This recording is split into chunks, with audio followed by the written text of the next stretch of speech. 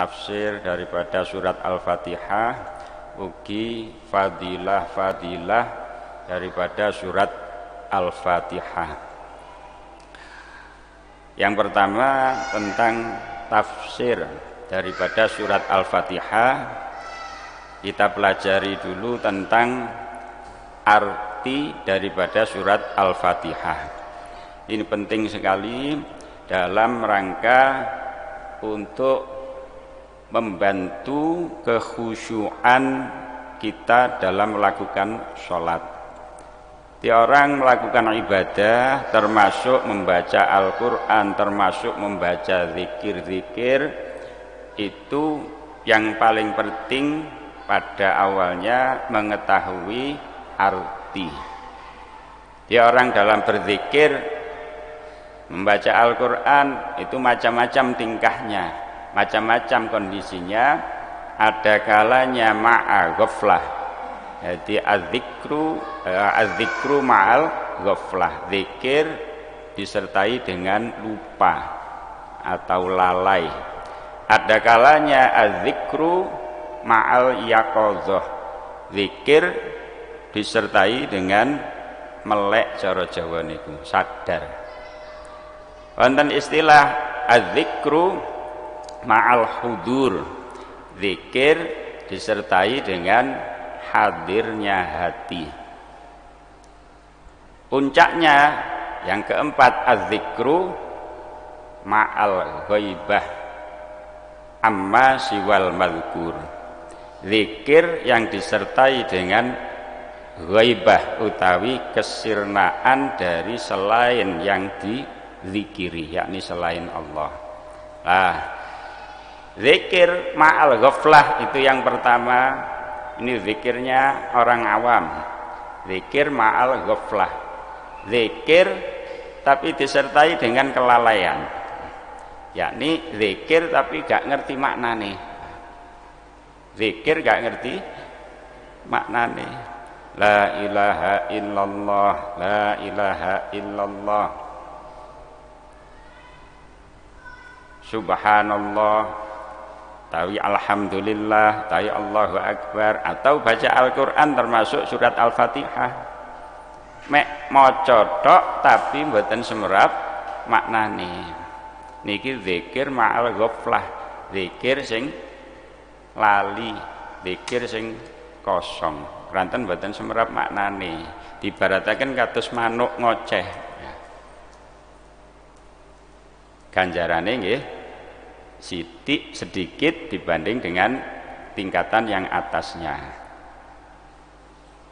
Makanya untuk mencapai kesempurnaan harus kita tingkatkan mengetahui maknanya.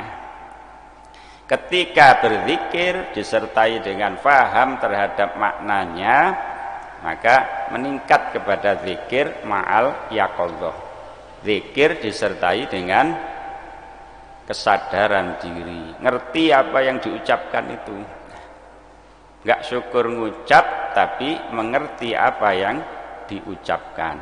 Jenenge zikir, namine maca Quran, namine ibadah. Niki diibaratkan duduk bersama Allah atau menghadap sowan kepada ngarsanipun Allah Subhanahu wa ta'ala, matur ten ngarsanipun Allah, omong-omongan kali Gusti Allah. Lah matur ten ngarsane Allah kok ora ngerti maknane, ra mboten pas nggih. Matur ten ngarsane Allah mboten ngerti maknane, niki gak pas. Maka harus ditingkatkan. Dulunya zikir enggak ngerti maknanya, harus ditingkatkan mengerti maknanya. Ketika sudah mengerti maknanya, meningkatlah nilai zikir kita menjadi zikru ma'al yaqadzah, zikir yang disertai dengan kesadaran. Setelah ngerti maknanya, sehingga disebut zikir yang disertai dengan kesadaran diri, tingkatkan terus. Yakni apa? Az-zikru ma'al hudur, berusaha mencapai zikir yang disertai dengan hadirnya hati atau khusyuk. Nah, untuk mencapai khusyuk niki mencapai hadirnya hati ketika berzikir atau beribadah atau sholat atau baca Quran, nggak bisa kalau nggak melalui tingkatan bawahnya tadi. Orang ngerti maknanya kata khusyuk dugi pundi, ngeten nggih. Ketika sudah ngerti maknanya, akhirnya dihayati, meneresap dalam hati, akhirnya timbul yang namanya khusyuk. Makanya banyak berzikir sampai menangis, baca Quran ketika sampai ke ayat-ayat azab, ayat siksa, ayat tentang neraka, menangis. Nah niku keranten ngerti maknane, lek ora ngerti maknane atau kok endi kate nangis niku. Kok gak ngerti maknane nangis. Oh, nangisnya gak mulai niku berarti. Mari eling kelangan barange napa kepaten napa-napa kira-kira ngoten. Lek zikir meresapi dalam hati karena mengerti maknanya, kemudian diresapi dalam hati, dihayati beneran, maka menjiwai apa yang dizikirkan tadi atau dibaca seandainya berupa Al-Quran. Nah, kemudian yang terakhir az-zikru ma'al ghaibah, ditingkatkan terus setelah khusyuk, itu masih belum selesai. Di atasnya khusyuk niki ada. Ketika seseorang niki berzikir, beribadah dengan kekhusyukan yang sempurna, jika Allah menghendaki, dia akan mencapai makom ghaibah. Az-zikru ma'al ghaibah, zikir yang disertai dengan kesirnaan kepada selain zat yang dizikiri, yakni Allah Subhanahu wa taala. Akhirnya yang dia rasakan waktu mencapai makom ghaibah itu hanya Allah saja, tidak ada yang lain selain Allah. Ini zikru ma'al ghaibah. Tapi mencapai tingkatan itu sangat sulit, tapi harus berusaha sekuat tenaga untuk mencapai yang atasnya, meraih yang atasnya dan seterusnya. Nah, kembali kepada pembahasan yang akan kita bahas, yakni membahas makna daripada suratul Fatihah. Tujuan kita napa?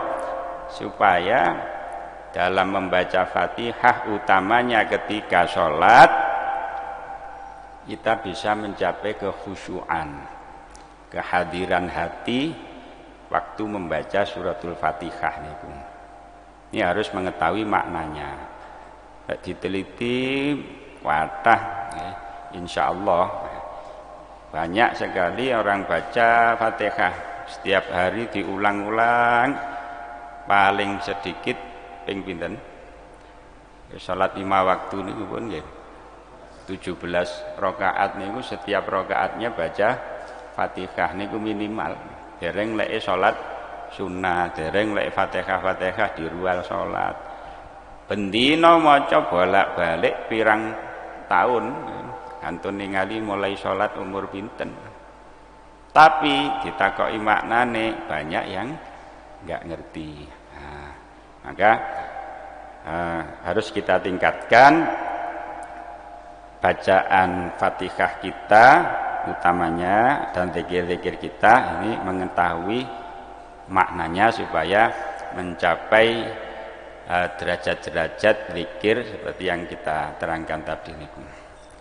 Dalam suratul Fatihah niki terdiri dari 7 ayat. Bismillahirrahmanirrahim niki termasuk daripada ayat dari surat Al-Fatihah.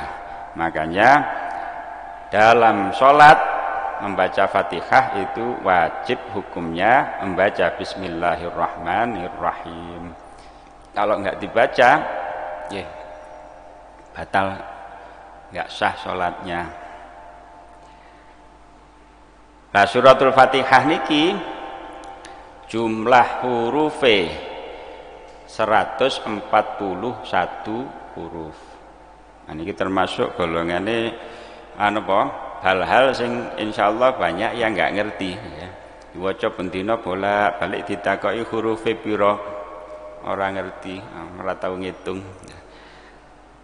Nah, mangkanipun kula dhewe nggih enggak tau ngitung mulai ngaji niki malih sumerap. Disebutaken ten kitab I'anatut Thalibin syarahipun Fathil Mu'in niki diterangaken jumlah huruf Fatihah niki 141 huruf. Niki dereng ditambah tasdite, dereng ditambah napa? Alif daripada Malik Yaumiddin, nanti diterangkan. Lek tasdite Fatihah niki seluruhnya berjumlah 14 tasdid. Ketika jumlah huruf 141 niki ditambah 14 tasdid, tasdid niki kan hakikatnya 2 huruf nggih. 1 huruf dikasih tasdid itu berarti double hurufnya. Nah, lek sak tasdite ini dihitung, maka jumlah hurufnya Fatihah niki 155. Tapi bila alifi Maliki Yaumiddin, ketika tanpa alifnya Maliki Yaumiddin. Maksudnya napa tanpa alifnya Maliki Yaumiddin? Lafaz Maliki Yaumiddin itu dibaca panjang boleh, manya niku ya, mimnya niku boleh dibaca panjang, boleh dibaca pendek. Iki ala riwayatin bimaddi Maliki Yaumiddin wa ala riwayatin bi qasri Maliki Yaumiddin. Satu riwayat niki menyebutkan dibaca panjang Maliki Yaumiddin. Satu riwayat lagi boleh dibaca Maliki Yaumiddin, yang mana nanti maknanya akan diterangkan pada sesi tafsir. Nah, oleh karena itu dalam sholat, termasuk syarat sahnya sholat niki membaca Fatihah, yang mana Bismillah niki ayatun minha, salah satu ayat daripada Fatihah niku, maka harus dibaca. Kalau enggak dibaca sholatnya ndak sah. Wong 1 huruf saja niki ketinggalan niku salah, sah mboten sah, sholatnya ndak sah. Makanya dalam sholat niki ada 2 bacaan yang harus benar 100%. Yakni napa? Yang pertama Fatihah, yang kedua tasyahud akhir.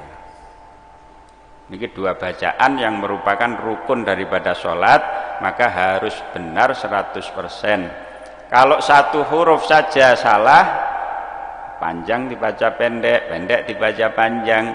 Seharusnya tasdid tidak ditasdid, seharusnya tidak ditasdid, ditasdid. Niki merubah 1 huruf saja dari Fatihah, niki sholatnya batal. Makanya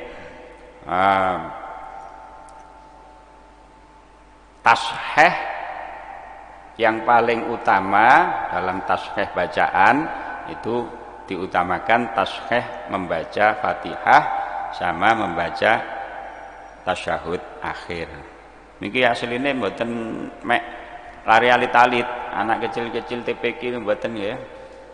Sing sepuh-sepuh seharusnya ada program tashih bacaan niki. Tapi jarang sangat. Jarang. Kula pun nate nyoba polane. Tak jajal, kula jajal niki ngundangi wong-wong mboten enten sing dugi. Sing dugi mek sak ibet. Ten kecamatan niku nggih ngoten. Takmir masjid, takmir musala 500 undangan niku. Sing dugi mek 150. Liyane pinter kabeh pisan.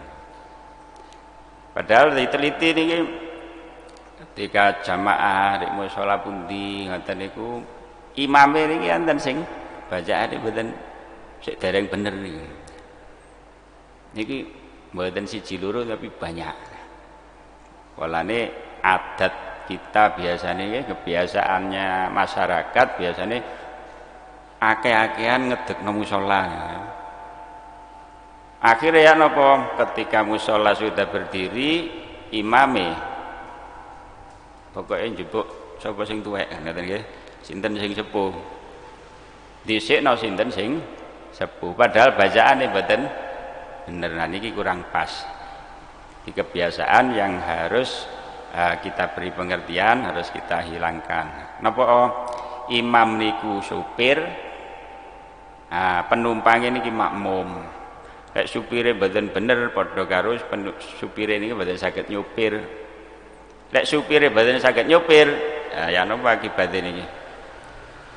Wae nabrak-nabrak nyemplung jurang. Nah, ketika supire nyemplung jurang kira-kira penumpangnya melok ta mboten? Melok, masa penumpangnya kari supire tok sing nyemplungan mboten ya.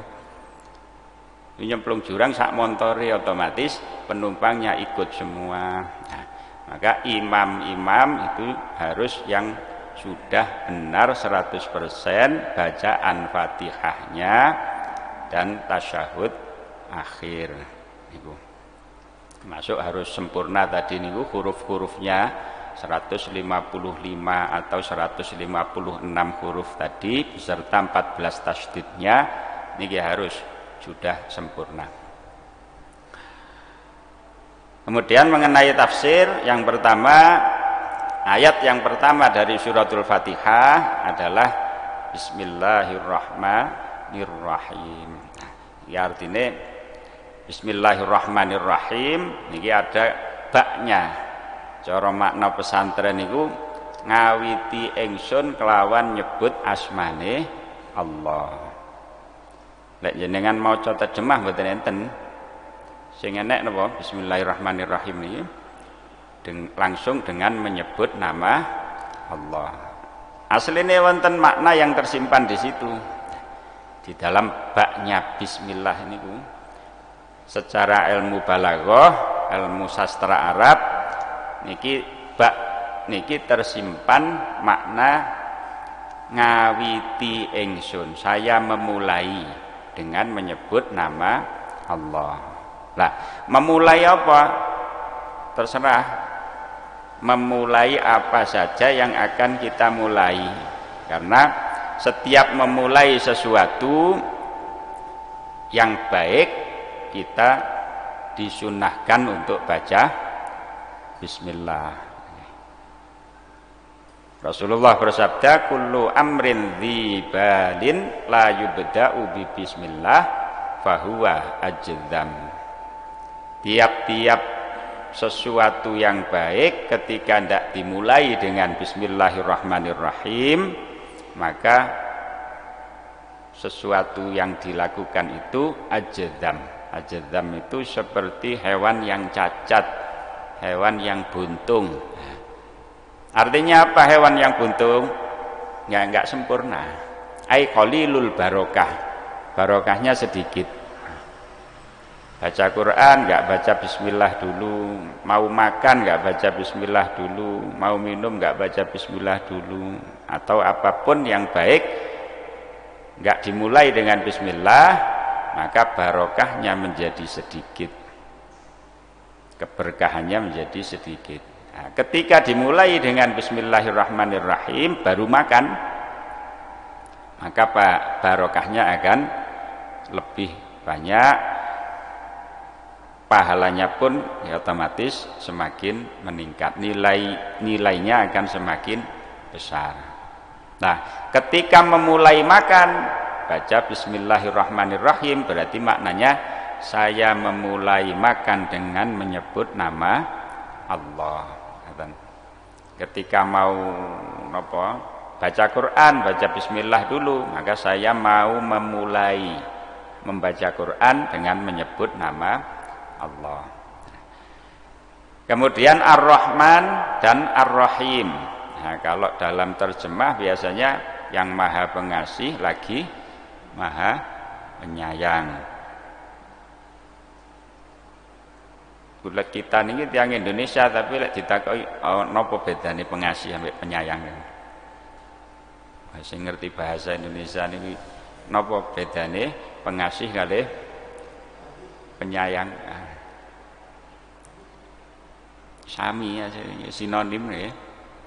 Nah, ketika dibahas dalam ilmu sastra Arab, ilmu balaghah, ilmu nahwu shorof, ilmu balaghah niki Ar-Rahman dengan Ar-Rahim niki maknanya hampir sama, cuman ada sedikit beda. Yakni napa?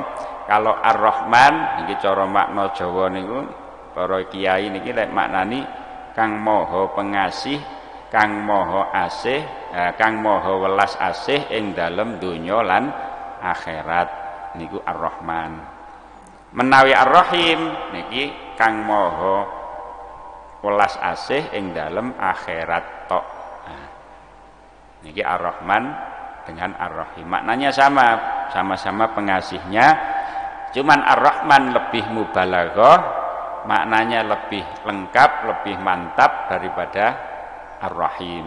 Kalau Ar-Rahman maha pengasih di dunia sekaligus akhirat, kalau Ar-Rahim maha pengasih hanya di akhirat saja. Niki maknane Ar-Rahman kalih Ar-Rahim.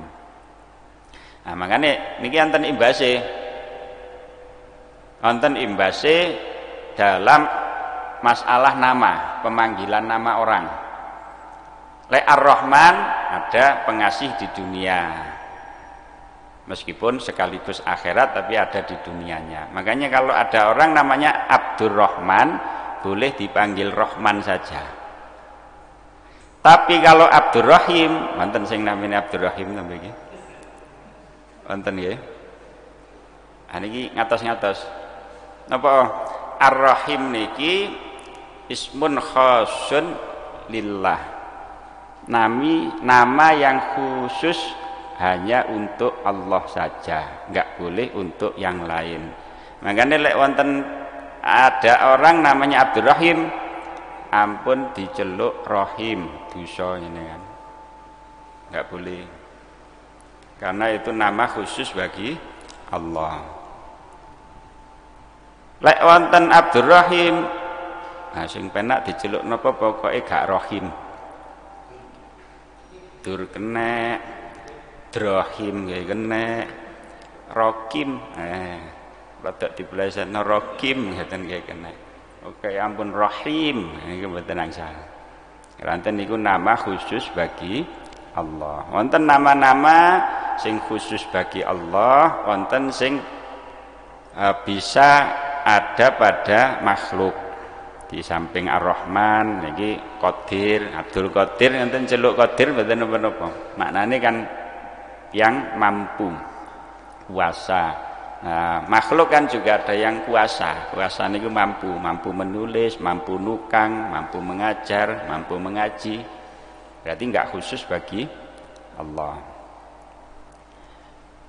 Le Ar-Rahim pengasih di akhirat saja, khusus Allah. Kalau makhluk enggak ada yang berbelas kasih di akhirat. Minta dikasih nanti di akhirat. Enggak sempat ngopeni orang lain. Ngopeni awake dhewe ten akhirat niku repot mboten karuan. Rekosane mboten karuan. Nah, maka Rahim Maha Pengasih di akhirat ini khusus hanya untuk Allah. Di samping itu Allah, asma Allah, nama Allah. Dan Asmaul Husna niki asma sing pertama niki kan Allah ya. Anak uang namine Abdullah. Aja diceluk Allah. Abdullah celuk Allah. Mboten angsal sambar bledek ngene. Walad niku khusus, nama yang khusus bagi Allah. Walai Allah niku makna hakiki adalah Tuhan. Nah, anak makhluk diceluk Tuhan mboten mathuk nggih. Di nama sing khusus bagi Allah.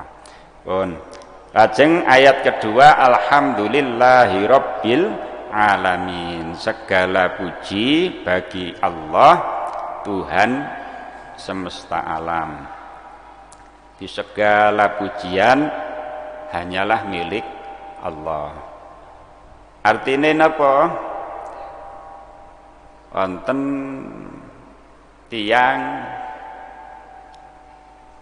pinter nyambut gawe, utawi wonten tiang ngelampahi melaksanakan suatu kebaikan.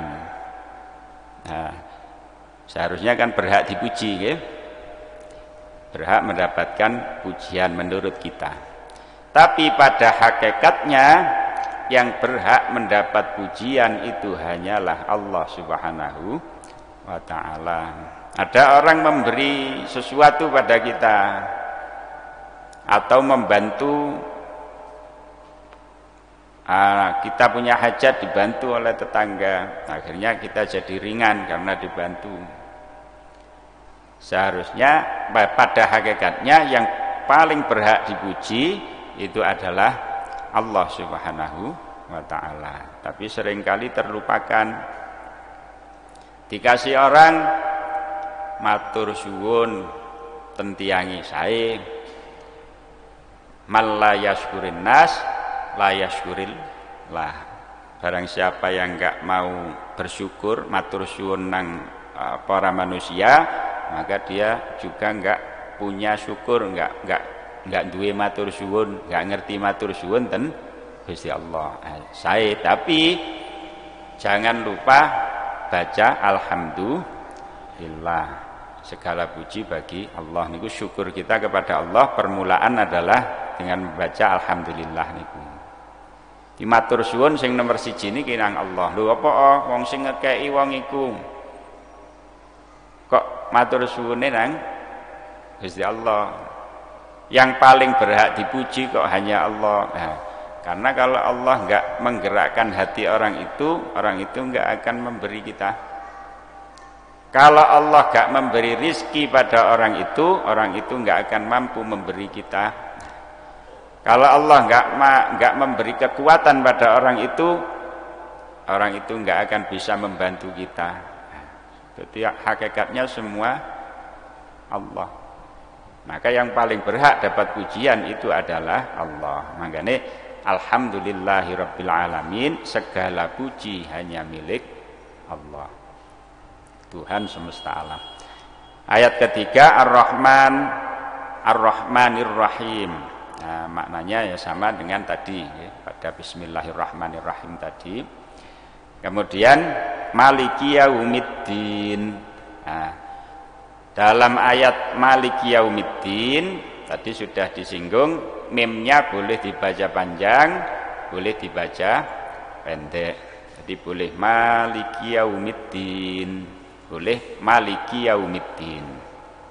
Ketika dibaca panjang Maliki, maka maknanya zat yang memiliki, orang yang memiliki atau zat yang memiliki. Maliki Yaumiddin berarti zat yang memiliki hari pembalasan atau hari akhir, hari kiamat. Jadi pemilik hari kiamat nanti nggih hanya Allah. Kalau di sini kita masih punya kekuasaan, masih punya harta benda. Kalau di akhirat sudah enggak punya apa-apa. Hanya bekal amal kita masing-masing saja. Seandainya bawa harta benda di sana enggak terpakai, enggak kanggu. Yang memiliki hari kiamat, memiliki segala sesuatu pada hari kiamat nanti hanyalah Allah Subhanahu wa ta'ala. Kalau dibaca pendek mimnya Maliki Yaumiddin, maka Malik niku maknanya raja. Berarti Maliki Yaumiddin, raja hari akhir, hari kiamat, atau penguasa pada hari kiamat. Sekarang yang jadi presiden, jadi gubernur, jadi camat, jadi kades, jadi Pak Woh, kami tua, jadi Pak RT. Di sana mboten enten RT, RW, mboten enten presiden, mboten enten. Penguasa hanya satu, yakni Allah Subhanahu wa ta'ala. Di Maliki Yaumiddin. Kemudian iyyaka na'budu wa iyyaka nasta'in. Nah niki cara makna Jawa niku iyyaka ing namung ing panjenengan, na'budu nyembah kula, wa iyyaka lan namung ing panjenengan, nasta'inu nyuwun pitulung kula. Nah niki maf'ul bih, kalau dalam ilmu pesantren, ilmu nahwu niku ada maf'ul bih. Maf'ul bih itu biasanya ditempatkan di akhir. Di saya menyembah Allah. Nah, Allahnya ditaruh di akhir biasanya. Tapi apa rahasianya di sini kok ditaruh di depan? Kepada Allah aku menyembah. Niki ada maknanya yang terselubung dalam ilmu balaghah niku. Kalau maf'ul bih atau objek ya, objek bahasa Indonesia niku. Objeknya didahulukan, maka maknanya mengandung hanya. Hanya kepadamu aku menyembah dan hanya kepadamu aku mohon pertolongan. Tiada hanyanya. Ada kata-kata hanya. Ini rahasia daripada mendahulukan iyyaka na'budu. Nah, iyakanya niku. Nah, iyyaka na'budu wa iyyaka nasta'in ini oleh para ulama disebut sebagai qalbul Fatihah. Hati daripada suratul Fatihah niki terletak di ayat ini. Iyyaka na'budu wa iyyaka nasta'in. Mangkane ijazah para yai niku lek gadah hajat cek ndang terlaksana, ndang terkabul baca Fatihah. Kemudian ketika ayat iyyaka na'budu wa iyyaka nasta'in niku diulangi 10 kali dengan kerentek dalam hati minta hajatnya dengan sungguh-sungguh. Dihayati maknanya, hanya kepadamu aku menyembah, hanya kepadamu aku minta tolong. Dalam hati dibersihkan dengan penuh kekhusyuan, minta hajatnya terkabul. Ini para ijazah saking para kiai, ini insyaallah cepat dikabulkan oleh Allah. Nah, ini pada ayat iyyaka na'budu wa iyyaka nasta'in iki. Ihdinas shiratal mustaqim. Artinya tunjukkanlah kami jalan yang lurus. Diminta semoga diberi jalan yang lurus, gak bengkang-bengkong, gak belak-belok. Di jalan syariat niku lurus seperti rel niku. Pokoknya sesuai dengan syariat, sesuai dengan ajaran Allah dan Rasulnya yang diejawantahkan oleh para ulama-ulama salaf kita. Ini insyaallah lurus menuju jebuse ten surga. Kalau sampai belok sithik jenenge ndek rel sepur ngaten iki ya. Nek rel kok meleset sithik ngguling rile. Nah, keluar dari rel syariat iki maksiat. Nah, kita mohon semoga diberi jalan yang lurus, yang mana kalau lurus terus insya Allah tembus dan surga. Ini penting sangat permintaan ini, doa yang sangat penting sebenarnya, tapi jarang yang merasa ini penting. Nah, karena sing dijaluk niku donya tok menungso niku. Njaluk sugih, njaluk pangkat, njaluk dadi caleg. Nah, sak piturute ngoten niku sing dijaluk niku. Dijaluk mlebu surga niki jarang. Lek muni kathah, lek muni nggih. Allah jenengan lebetaken surga tapi gak merasuk ning jero ati. Lek ndonga ya Allah mugi sugih ngono wemen nek njaluk nggih. Krasa tambaten kita kiambek sing ngrasakno niku. Ajeng siratal ladzina an'amta 'alaihim, yakni jalannya orang-orang yang diberi kenikmatan oleh Allah, yakni orang-orang yang mukmin, orang-orang yang sholih. Ya golongan orang-orang yang mendapat nikmat dari Allah Subhanahu wa taala. Ghairil maghdubi 'alaihim, bukan jalannya orang-orang yang dimurkai oleh Allah. Nah, dan tafsir Jalalain, orang-orang yang dimurkai oleh Allah niki ditafsiri dengan ayil Yahud, yakni orang-orang Yahudi. Walabdallin, bukan orang-orang yang juga bukan orang-orang bukan jalannya orang-orang yang tersesat. Orang-orang tersesat niki ditafsiri ayin Nasoro, yakni orang-orang Kristen, orang-orang Nasrani. Kenapa orang Yahudi itu kok disebut orang yang dimurkai Allah? Oleh tiange iku mbandel. Jenengan tinggal di napa? Ten Palestina ngrewegetno. Senengane ngrampasi tanah tiang. di menjajah orang sampai saat ini ya yes, kayak ngoten niku dereng mari-mari. Lho kok gak mari-mari wong Islam kok kalah tok sih. Lek ndang menang ndang kiamat niku. Jenengan kepingin ndang kiamat napa mboten?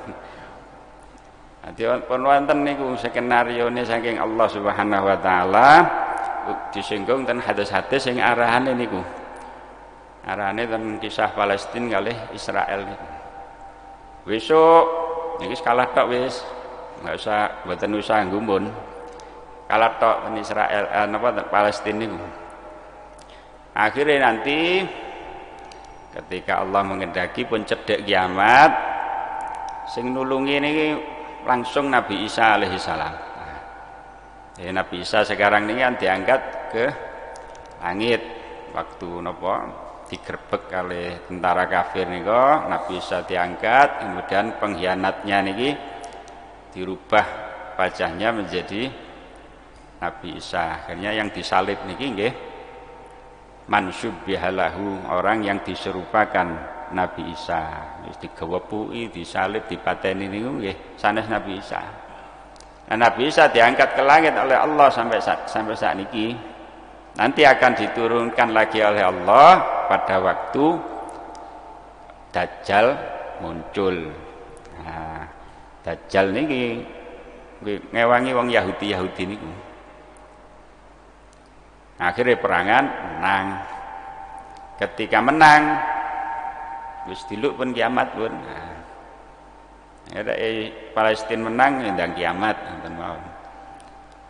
Nah menika kenapa kok orang Yahudi disebut maghdubi alaihim, orang yang dimurkai oleh Allah? Ya karena wong gregetno niku. Mulai zamane Nabi Musa alaihi salam niku dikongkon ngene, kongkon ngulon ngetan, kongkon ngidul ngalor, kongkon ngadeg lungguh, kongkon lungguh ngadeg, bangkang tiang ini gruwekno. Makanya disebut maghdubi alaihim, yang sing dimurkai oleh Allah, seneng bangkang, tapi cowok cerdas wong Yahudi niku. Nggih ta mboten? IQ-ne tiyang Yahudi niku dhuwur-dhuwur dibanding kalih lintune. Yang Bani Israel niku nggih, IQ-ne tiyang Israel niku dhuwur-dhuwur. Yang Yahudi niku pun turunane Bani Israel. Nah, sampai sing penemu-penemu Google, YouTube nih Yahudi ya. Buri zaman 45 niki wonten napa pengeboman Hiroshima Nagasaki.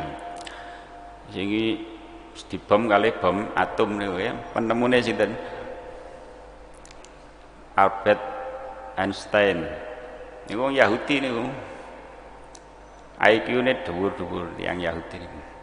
Nah, niki cobane tiyang cerdas biasanya tukang bangkang. Nah, lek boten disertai dengan keimanan. Nah, ini duwe anak cerdas-cerdas ampun eman-eman ampun dijalno. Di samping dididik ilmu umum nggih, tapi ampun ngantos ketinggalan ilmu agama. Yang di situ diajarkan juga akhlak-akhlak. Akhirnya kecerdasannya niki terkontrol. Lek mboten terkontrol kaya tiyang Yahudi niku, akhirnya jadi maghdubi alaihim. Golongane tiang-tiang sing dimurkai oleh Allah. Walab dolin bukan dan juga bukan jalannya orang-orang yang tersesat. Wong Kristen niku enggak napa? Ndak sebandel enggak sembangkang orang Yahudi mek bodho ngoten mawon. Kesasar ngoten mawon. Tapi dua-duanya sama-sama orang kafir. Nah, kita minta kepada Allah supaya enggak menjadi golongan daripada mereka-mereka niku, sehingga mendapatkan surganya Allah Subhanahu wa taala. Itu tafsir daripada Al-Qur'an. Kemudian tentang fadilah Fatihah dan Bismillahirrahmanirrahim ayat pertama, ini banyak hadis-hadis Rasulullah yang menjelaskan tentang itu. Di antara keutamaan suratul Fatihah, nah, ini surat Al-Fatihah itu disebut juga dengan apa? Ummul kitab. Ummun niku ibu, kitab niku nggih kitab. Kitab Gusti Allah. Kok disebut mbokne ibu? Mbokne kitab, mbok-mbokane kitab. Karena induk daripada kitab Al-Qur'an niki surat Al-Fatihah. Bahkan tidak hanya induk dari Al-Quran, tapi induk daripada semua kitab samawi, semua kitab yang diturunkan oleh Allah sejak zaman nabi-nabi terdahulu sampai Nabi Muhammad. Niki surat Al-Fatihah, maknanya semuanya tergandung dalam surat Al-Fatihah, makanya disebut Ummul Kitab. Diterangkan di dalam kitab I'anatut Thalibin, syarahnya kitab Fathul Mu'in, waruwiya annal kutubal munazzalata minas sama'i ilal arbi mi'atun wa arba'ah. Diriwayatkan bahwa kitab-kitab Allah yang diturunkan kepada para nabi sejak zaman dulu sampai Nabi Muhammad itu berjumlah 104 kitab. 60 kitab diturunkan kepada Nabi Syekh, sinten Nabi Syekh niku? Putra daripada Nabi Adam alaihi salam. Ini Nabi Syekh. Allah menurunkan 60 kitab kepada Nabi Syekh, kemudian 30 kitab kepada Nabi Ibrahim, 10 kitab kepada Nabi Musa qabla Taurah, sebelum kitab Taurat. Jadi sebelum kitab Taurat, ketika baru selamat dari kejaran Fir'aun menyeberang Laut Merah niku sampai ke Yordania, sampai ke kaki Gunung Turisina atau Gunung Sinai niku ya. Nabi Musa disuruh topo broto terus tiyang Jawa niku 40 hari 40 malam di puncak Gunung Turisina niku. Akhirnya pada akhir 40 hari berada di sana, Allah berkenan memberikan wahyu berupa 10, dituruni 10 kitab. Itu sebelum kitab Taurat. Jadi berjumlah 100. Kemudian yang 4 ini nggih kitab-kitab yang 4 kitab yang kita kenal, yakni kitab Taurat diturunkan pada Nabi Musa, kitab Injil pada Nabi Isa, kitab Taurat Nabi Musa, kitab Zabur Nabi Dawud ya, kitab Injil diturunkan pada Nabi Isa, kemudian kitab Al-Quran diturunkan pada Nabi Muhammad. Jadi seluruh jumlahnya 104 kitab. Sing seluruhnya niki kandungannya terkandung dalam Al-Fatihah niki. Lah kandungannya Fatihah wa ma'aniha majmu'atun fil basmalah. Maknanya Fatihah itu terkandung di dalam Bismillahirrahmanirrahim di ayat pertama niki. Diampuh nemen bismillah niki. Wa ma'aniha majmu'atun fil ba. Kemudian diringkas lagi maknanya Bismillahirrahmanirrahim, kandungannya niku terkandung di dalam baknya bismillah niku. Itu kok bisa? Karena kalau dipanjangkan baknya bismillah niku bi kana makana wa bi yakunu ma yakun.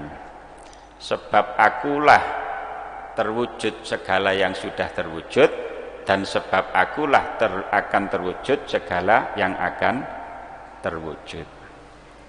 Niki Allah, seakan Allah berfirman seperti itu. Jadi semua yang ada di dunia niki Allah, hanya Allah yang mewujudkan.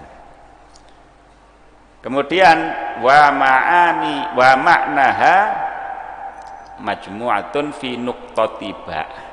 Maknane ba niku wau terkumpul atau terkandung di dalam titiknya ba niku.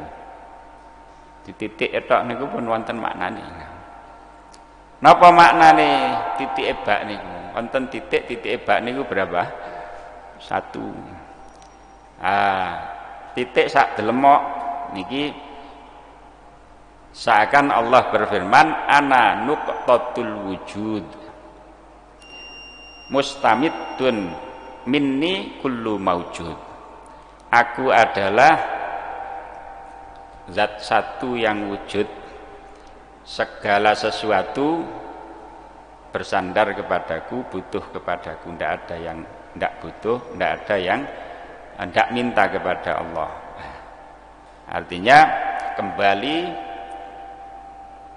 seluruh makna Al-Quran hakikatnya adalah terkumpul di dalam titiknya ba, berarti balik malih dan kalimah tauhid la ilaha illallah. Tidak ada Tuhan selain Allah, la maujuda illallah. Tidak ada yang wujud di dunia ini pada hakikatnya kecuali Allah. La maksuda illallah. Tidak ada yang berhak dituju di alam dunia ini kecuali hanya Allah. La matluba illallah. Tidak ada yang berhak dicari di alam dunia ini kecuali hanya Allah. Itu balik mana dan ayat wa ma khalaqatul jinna wal insa illa liya'budun. Aku enggak menciptakan jin dan manusia kecuali tujuannya hanya satu sebenarnya, tidak ada yang lain, yakni liya'budun, supaya menyembah, supaya beribadah kepadaku tok. Liyane selain daripada ibadah niki tambahan tok. Niki makna daripada titiknya bak tadi niku. Fadilah Fatihah ini banyak sekali ya, pahalanya besar sekali bacaan Fatihah niku. Waktunya sudah mepet, saya singkat saja sebagian, yakni diantaranya kena damel nyuwuk. Ngerti nyuwuk ya jenengan ya? Nyuwuk, nek gawe nyuwuk. Layak napa niku? Ada suatu kisah para sahabat. Di situ diriwayatkan oleh Abu Sa'id Al-Khudri. Sahabat Abu Sa'id Al-Khudri suatu saat niki bersama rombongan para sahabat lewat di suatu desa. Nah, dadak di suatu desa niku kepala desanya niki cokotula, ular berbisa. Diobati napa mboten kena. Enggak waras-waras. Akhirnya bareng ada rombongan lewat situ ditawari sama penduduk desa, diwaduli oleh penduduk desa. Anak sing iso nyowok, ada yang bisa nyowok di sini. Akhirnya Abu Sa'id Al-Khudri maju. Ya, tapi aku enggak gelem nyowok kepala desanya sampean kalau enggak dikasih hadiah. Oh iya, tak kasih 30 ekor kambing lek berhasil. Akhirnya dilaksanakan. Disowok oleh Abu Sa'id Al-Khudri. Maca napa? Wa qara'a surat al-Fatihah thalatha marrat. Maca surat Fatihah ping 3. Ditakoki ambek kancane, "Apa kok gawe surat Fatihah?" Oleh aku tahu krungu Kanjeng Nabi dawuh, "Fatihatul kitab syifaa'un likulli da'." Surat Al-Fatihah Quran niku dadi tombone segala penyakit. Makanya aku nyuwuk gawe iki. Akhirnya paras dilalah kersane Gusti Allah, perantarane surat Fatihah niki waras kepala desa ini badi pun gak nyongko-nyongko rezeki nomplok oleh 30 ekor kambing. Akhirnya dibawa pulang ke Madinah, mau dibagi dengan sahabat-sahabat yang lain. Sahabat-sahabat niki protes, apa menjanggalkan, aja dibagi. Masa kita mengambil upah dari Al-Quran, kok diarani menjual Quran niki? Sowan sik nang Kanjeng Nabi, takok sik nang Kanjeng Nabi. Akhirnya tanya kepada Nabi, "Oh ya bener awakmu, kok pinter. Aku njaluk bagian." Akhirnya sebagian dikasihkan kepada Rasulullah, sebagian dibawa oleh para sahabat. Cuman ampun suudzon nang Kanjeng Nabi ini mboten kedonyan. Kanjeng Nabi minta bagian niku polai nyenengno atine para sahabat. Di kecintaan sahabat kepada Rasulullah niku nemen dibanding dengan kita-kita zaman sekarang niku nggih. Pertaruhan nyawa belani Rasulullah, nyenengno Rasulullah niki sing nemen. Nah, ketika para sahabat bawa sesuatu Kanjeng Nabi kok enggak ngambil, ini gelakno istilahnya ngoten nggih. nyusahno hati para sahabat. Akhirnya Kanjeng Nabi ngambil sedikit supaya hati mereka senang, bukan karena kepingin mboten. Dari cerita niki bisa diambil kesimpulan bahwa nyuwuk niku angsal pokoknya sesuai syariat ngoten nggih. Marang ngaten mengambil upah dari Al-Qur'an, kayak niku wau nggih. Nyuwuk nang Al-Qur'an, ngambil upah itu juga enggak apa-apa, meskipun yang lebih baik nggih lillahi ta'ala. Iki sing paling bagus, tapi seandainya ngambil upah juga diperbolehkan. Ini berdasarkan hadis niki wau. Cuman kok dipraktekno, aku praktekno kok gak mandi. Beda wonge, beda setrume. Kakek dosa beda maneh ngoten nggih. Cuman ndak ada salahnya dicoba kan ngoten nggih. Mbok menawa suwuke mandi nggih, paringi mandi barokahe surat Al-Fatihah niku wau. Sampun telas wektale. Kirang pinten menit niki? Dereng ya. Sampun ya.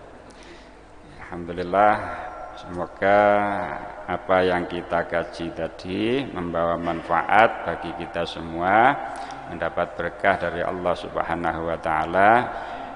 Akhiran kirang langkungipun nyuwun pangapunten. Wallahul muwaffiq ila aqwamit thoriq. Hadanallahu wa iyyakum ajma'in. Assalamualaikum warahmatullahi wabarakatuh.